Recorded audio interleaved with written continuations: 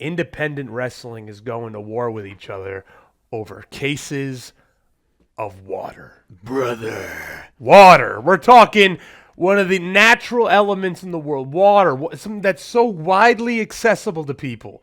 And we are getting in arguments over water. Here comes trouble!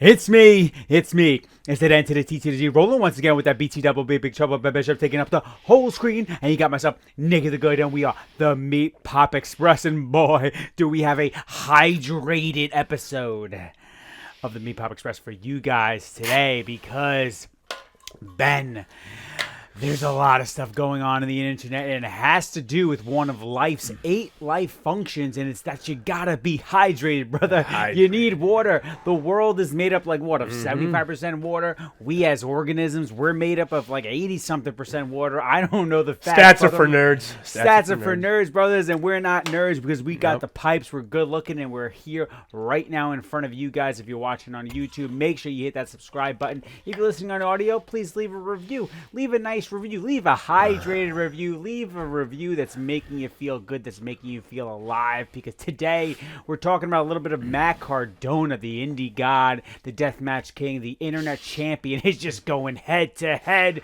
with all the shoddy promoters in all professional wrestling, because, dude, some of these motherfuckers don't want to give the boys in the back water. Ben, what the fuck is that all about, man? It's funny, man. Like in wrestling, right? It's entertainment at the end of the day, right? Sports entertainment, one of the most intriguing and different types of entertainment that we have.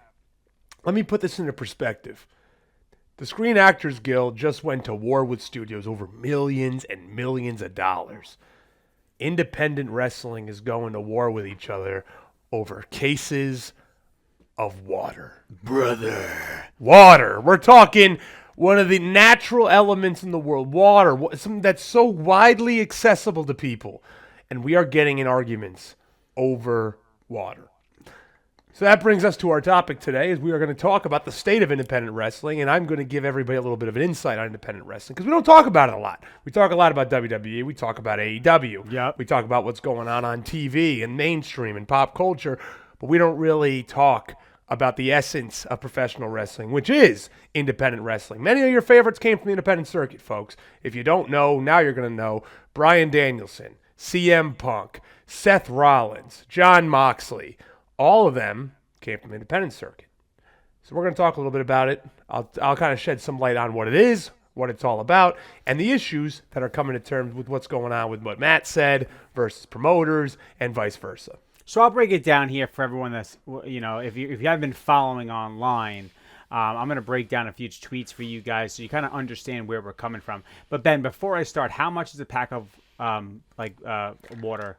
A pack of water is what you're talking. Let's say you're talking about like Deer Park, right? So low priced water, let's say $5 for a pack of 24 bottles of water. Let's say at a high end, right? Let's say if you're in New York City and you're buying water, $5 at the most, right? A pack of water. This is what we're fighting over, everybody. This is what we're just so everybody knows, this is what we're fighting over. Well, I'll say a pack of water, depending on where you go in New York City, it could run you like $9, but it could also go as low as $3. Like, it just really just depends where you're going. But the reality is like, it's fucking cheap, man. Like, no, it is. And we're gonna get into like whose side we're on. Whose side are we on?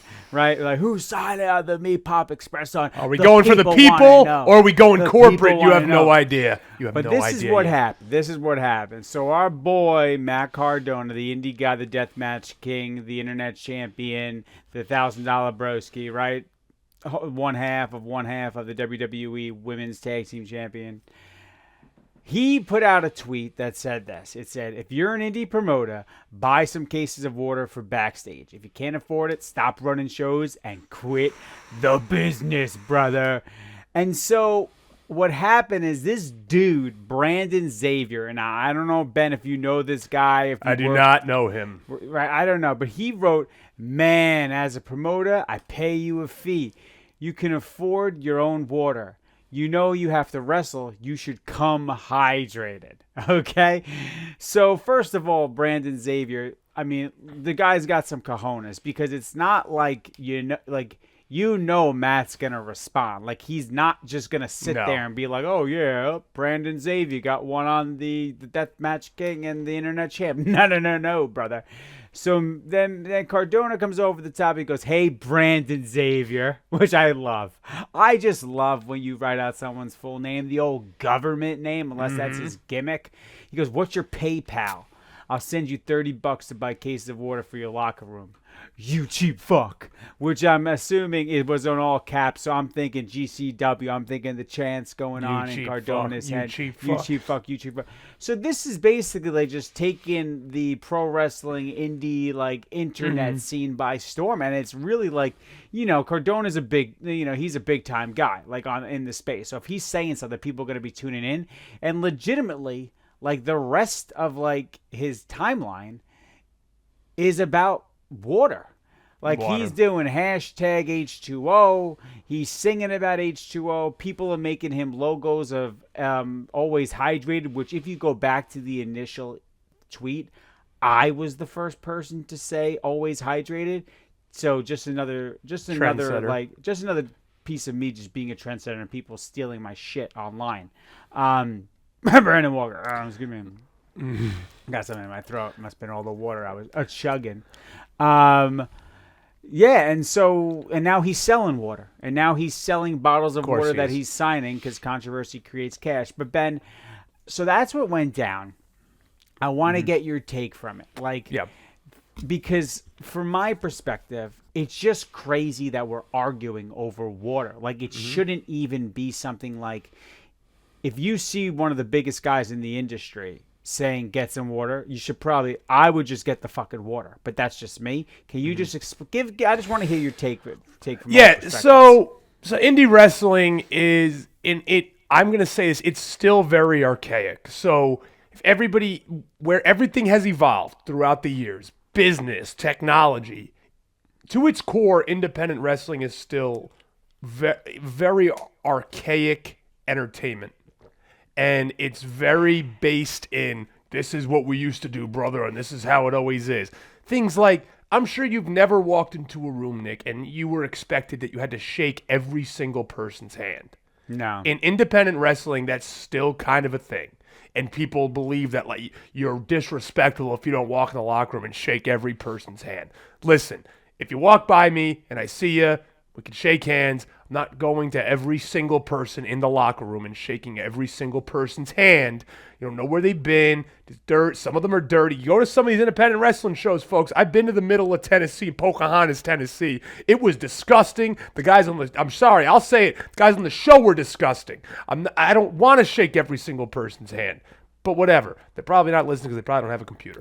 But listen, so independent wrestling at its core is very archaic. So when it comes down to it, a lot of these promoters are in the mindset of, I'm giving you money, you can get your own goddamn water. I'm paying for you to be here, go get your water. Okay, I understand that. But here's another thing. Independent wrestling is not what it used to be. There were guys that used to make a ton of money. And I'm going to get to this guy who sent a tweet out in contrast to what Matt was saying. But independent wrestling back in the day, let's talk, the territories, right? That was kind of what independent wrestling was. You had a lot of territories, and you had, in the 80s and the 90s, and guys were making a ton of money. Like back then, even the guys on the undercard, they were making $500 in 1980 money. So, they're talking like you could like triple that's almost like $1,500, and they're working like five times a week. Okay, they're making a hell of a living. Just, it's hard, don't get me wrong, but they're making a lot of money. Nowadays, independent wrestling, guys on the circuit, I'm not talking about the Matt Cardonas of the world, the guys who are making, thousands of dollars a pop for showing up. I'm talking about like the normal indie guy that might be making $50 to $100. Maybe 150 at the most. The majority of indie guys, 80%, 85% of indie wrestlers, that's what they're making. So you expect it, and that's for wrestling, that's for transportation, that's for all the time you're spending, the 5 hours that you're at that building, 2 hours before the show, there the whole show. If you're the main event, you're there even longer. So you're there for a very long time, and maybe let's say let's say you're making $100, making $100, so that's traveling to the show, waiting around for the show, leaving the show. We're talking about at least an 8 to 10 hour day. So we're talking, and that's on the light side. Don't give me. Sometimes you'll have a drive that's 5 hours there and back. So let's say a 10-hour day, you're making $10 an hour, and now you're expected. Okay, go stop. You also got to get gas. You got to get water. You got to get food. So at the end of the day, you're bringing home maybe $30-$40 if you're making $100 that night. Now you can sell merch, you can do all that, and that's important for indie wrestlers because you need to. You need to get your merch out there and sell the merch because that's where you're going to make most of the money, especially when you're not a name from TV or anything like that. So I totally side with wrestlers in this. I totally side with wrestlers. I think promoters still have that archaic mindset where they believe you got to play your dues. You got to do this. You got to get your own water. I'm not going to get your own water. So let me bring it to this. And this guy's very respected. Nick, you've heard of Rip Rogers, right? Of course. Yeah, okay. Definitely. Okay, so you know Rip Rogers, one of the greatest trainers in wrestling. He's infamous. He's trained a ton of people. Pat McAfee, Deonna Purrazzo, and punch a guy. And then, we're talking John Cena's, Brock Lesnar's, all those guys from OVW back in the day. Very respectable, but he's an old school guy. He's an old school guy, so I understand where he's coming from. And he wrote this tweet earlier today. He said, I suggest those that complain about promoters do us all a favor and you start running shows. You'll find out how hard it is. That you are the one whose ass is on the line. The boys just show up, have a match, and get paid. Try it once, you won't do it again. It ain't easy. Now, I don't disagree with Rip Rogers here. Being a promoter is not easy. But, Nick, I didn't see anywhere where Matt was like, I can run a show better than anybody. So that's not the argument. So now it's like, oh, you try and run a show. You see how hard it is. I don't want to run a show. I know it's hard. I don't want to run a show. But this isn't the hard part, is I think what Matt's getting at. The water shouldn't be the hard part. For me, especially, listen, I think it just comes down to the fact that if a top guy in the business, which is what Matt Cardona is, right?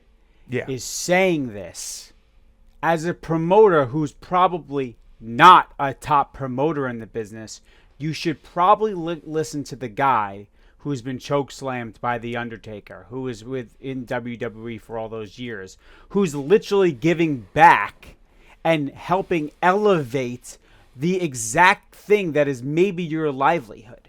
Mm-hmm. Without him right now, indie wrestling is not as big as it is.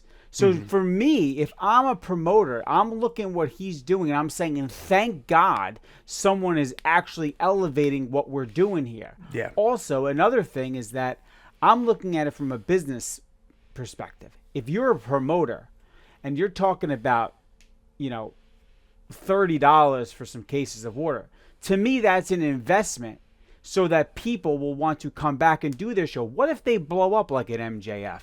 Like MJF was part of Creative Pro. Now maybe they're a little bit different because they're probably the number one, independent train or school. Definitely number one school. Definitely number one. Definitely number one school. In the world, right? Mm-hmm. But taking that away, it's let's talk about it. It's an investment. Yeah. You want wrestlers to come back because they had a good experience, that you treated them well. And if you're going to be, I guess, corny or archaic, they'll return the favor because I guess it's just part of the business. You showed me respect, I'm going to show you respect. Now Cardona may not do your show. Was it worth it? Exactly. You lost money. And here's the one sliver that I will take, and I will be the devil's advocate for promoters, but then I'm going to go right back to be on the wrestler's side. They are paying them a ton of money. They're like, hey, can you just get your own water? We're paying you this. We're paying your flight. We're paying your hotel. We're paying you everything. And this big booking fee that we're paying you, and you might be able to keep your own gimmick money. I don't know how it works with him. I'm not going to talk about his pockets or anything like that. But I see where a sliver of where a promoter's coming from, a little bit. But if you're flying him in, and he doesn't have a rental car, and someone has to pick him up in some broken down jalopy type of car, and he's riding with some random person, and they're like, oh, we're late, we got to get to the building right away. They're not stopping for the water. Then it becomes an issue. Now Hey, he just flew into town. He had an early flight. He's there. Oh my God, it's 8 hours before the show. But this kid's got to get to the show because he's picking him up from the airport. Now he's going to take him to an hour away for wherever the show is, and he's not going to stop. And then that becomes an issue. Now he's sitting at a venue for 10 hours, and he just wants to leave. So it's just like it's so infuriating to really see that this is still the case. Like, it really is. It's very infuriating that, like, promoters can't just get water. Just think about no one's asking for catering, no one's asking for food. People are just asking, hey, can you provide some water so I don't have to stop, grab my own or anything like that. Now, I hear different things from promoters, and I hear it's like, well, when we get water, then they're left all over the locker room. And that's wrong, too. So indie wrestlers, clean up your bullshit. Clean up your shit, dude. Just clean up. Clean up the 3 bottles of water that you drank. And if you're drinking a water bottle, finish the water bottle. Please don't just take 3 sips and leave it somewhere. Just finish the goddamn water bottle. Okay? So that's the problem. But you got a guy like him, and he's speaking up for it. And he's speaking up for a lot of the younger guys too. Like all these guys that don't have a voice, that can't speak up. I've come to the point where I don't care. I'm going to say what I want to say at this point. So I don't care. I'll still be a little bit political, but at this point I don't care. I agree with Matt Cardona. I think guys should get water. Guys and gals should get the water in the locker room. Basic, just little need. It's still a sporting event. We're there all day. We can't leave the venue. A lot of times these venues are in the middle of nowhere, and there's no 7-Eleven near. There's no CVS. There's nothing. And what are we doing? We're sitting there all day, just like, twiddling our thumbs, having no service because it's in the middle of nowhere. So yeah, the water is something that I really believe is a general necessity for every independent wrestling show. Yeah, man, it's just crazy. Because someone actually got offended by the tweet. And all these guys on Facebook, all these promoters, and I get it. It's hard to run a show, man. We get it. We get it's hard to run a show. It's hard to be a promoter. We know it's not easy. No one's saying it is. But dude, you're choosing to run the show. Thank you. Exactly. And guess what? If it wasn't indie promotions. If you weren't a promoter, that's not this isn't like an independent wrestling thing. This is just like when you're running a business, this is typically what you do for your employees. Like, you give them the bare necessities. This isn't like it's not like this is something where I would separate the wrestling business from just regular types of businesses. This is a common, it's a courtesy thing. It's courtesy. And guess what, man? No one, at least this is from a fan's perspective. Yeah. No one's looking at the indie promoter as some high, regaled position. Mm-hmm. It's like, oh my God, the indie promoter. Your stigma is pretty much there's some negative connotations to it. Mm-hmm. It's like, slime ballish. Are you a slime ball? Are you shady? It's those that if anything, you should be trying to distance yourself from those. This does the exact opposite. If I'm someone that sees you responding to the number one guy, listen, if you're only going to pay me $100 a night or $50 for the match or whatever it may be, and I'm going to end up in the red, I ain't coming to your fucking show. Mm-hmm. It's just a bad business decision for me. Mm-hmm. Why would I do that? There's other now if I'm an indie promoter, you know what I'm doing? I'm fucking buying water and Gatorade Zeros for the entire locker room.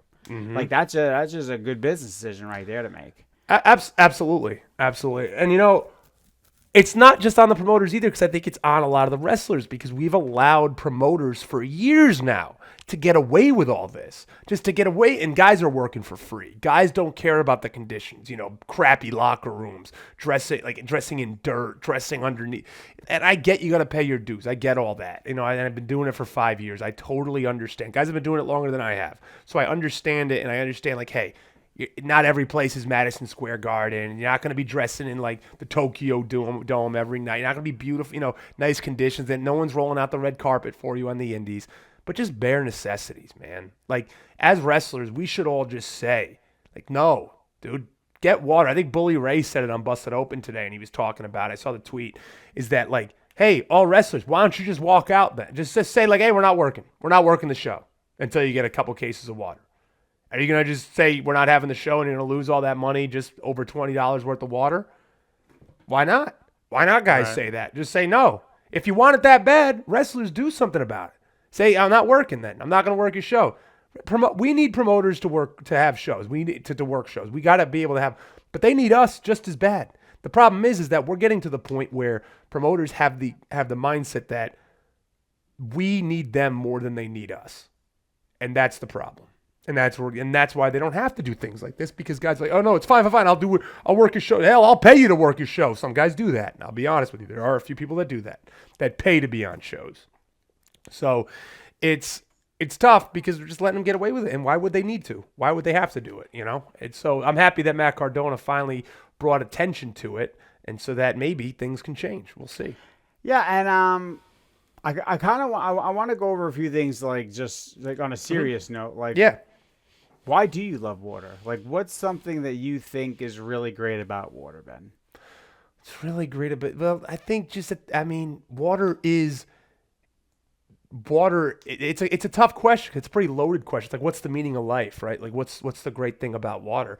Right. Water's in everything. Every living organism is filled with water. It's just a natural element that you need. You need it to perform. You need it to live. What is it? You can't go more than how many days without water? Like 3 days? You can go I see all these guys now going like 3 weeks without food. But water, you can only go like 3 days without. Right. And if you go over 3 days, like in the movie 72 Hours, I don't know if you saw that movie. I haven't seen it. Well, we have a theme where we talk about movies that the other person didn't Hasn't see. seen. That's sort of our But shtick basically, it's based on a true story. I think it's 72 hours. Could be 172 hours. But I think it's with James Franco, and he's the rock climber that gets stuck in the dunes or whatever like that. He didn't have water. You know what he had to do? He had to drink his own piss. Yeah. Do you want to lock room? Any promoters? Do you want a locker room full of guys drinking their own piss? Because that's what's going to happen. That's what's going to happen. If you're going to have long shows and you're not going to have water in the back for the boys are just going to start drinking their own piss. You're just going to have guys just drinking piss. It was in the movie. I mean, that's just what happens. It's a survival tactic. I like water because, the ocean's cool. The ocean's cool, right? Well, water fountains brings you a little bit nostalgic as a kid. You bubbler. The water fountain. Bubbler. Yep. Yeah, super soakers. Like without Those water, are cool. there's no such thing. There's no super soaker. Mm-hmm. So Water that's another balloons. thing. Water balloons are awesome. Those are fun. Right? What else? Boiling pasta. Like boiling pasta. Like, I'm Italian. Like, what would we do without water? These are all things that coffee. Thank you. These are all things that indie promoters are not thinking about. Like, it's not just the water to stay hydrated. It's the water to just, do everything else. Like, what if someone wants to make a cup of joe in the back? What if somebody wants to, I don't know, make some mud because they have sand? I don't know what the fuck I'm talking about right now. But think about it. All these things are made possible because of water. And these shady-ass, groundswell, bottom of the barrel algae promoters are basically saying, no, I don't want to give you one of the key functions of life. I don't want to allow you to be a working organism. How about this, promoters? Let's really start talking about how shady this business can be. How about this? I love this. How about you stop booking shows like you're a mark, and you start booking shows like you want to run a business, like you actually want to make money. And then maybe you'll have an extra $30 where you can buy a few cases of water. So stop booking every single person under the goddamn sun that might have a little bit of a name on the independent circuit and paying for flights and hotels and giving them an exorbitant amount that they might not be worth. So you're doing that and you're losing money, and then you go online and you complain about how I shouldn't have to get water for anybody. But hell, I'll be a creep and I'll bring in these eight women because I think I might have a chance with them. Okay? How about that, promoters? How about you stop doing things like that and being big creeps? Because you know what? That's the reason that you don't have money for simple things like fucking water.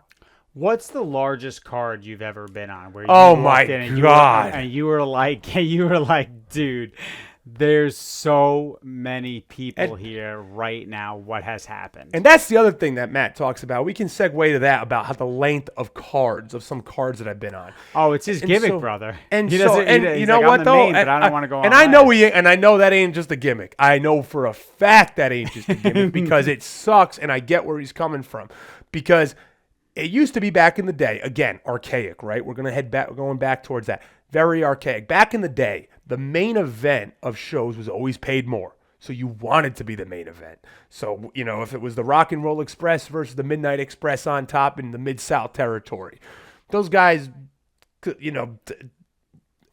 Robert Gibson, Ricky Morton, Stan Lane, Bobby Eaton, Jim Cornette, they're all walking away, probably each of them in 1984, if they're on the main event of a show, maybe $2,500 each or something crazy like that.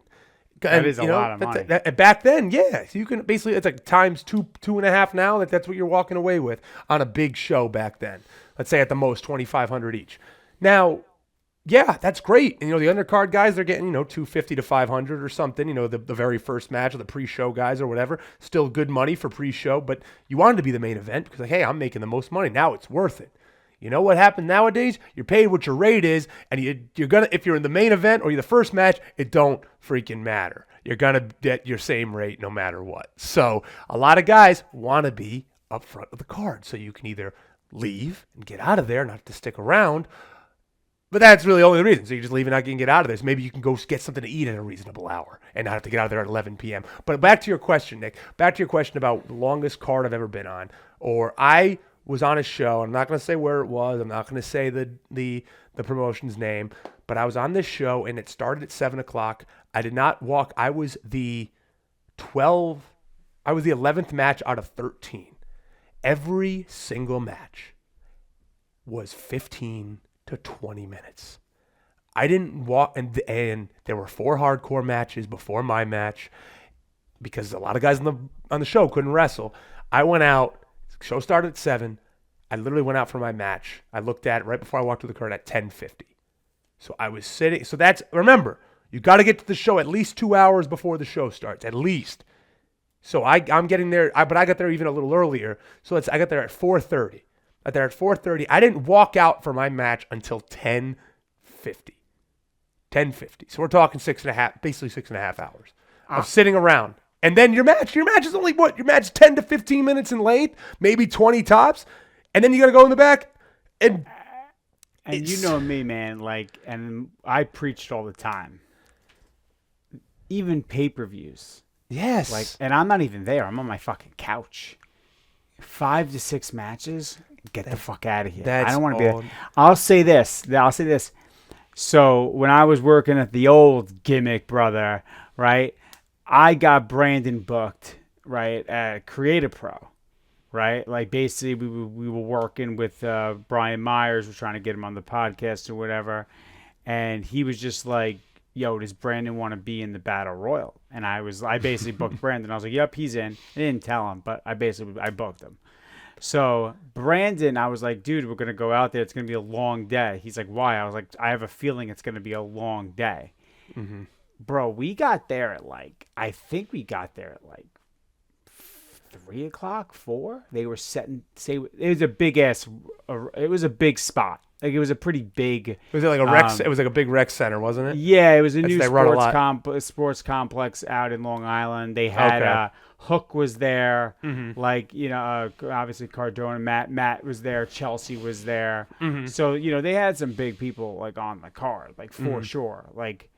The whole major pod squad was there. They were all there. That was one of the longest days of my life because it wasn't just that we were there.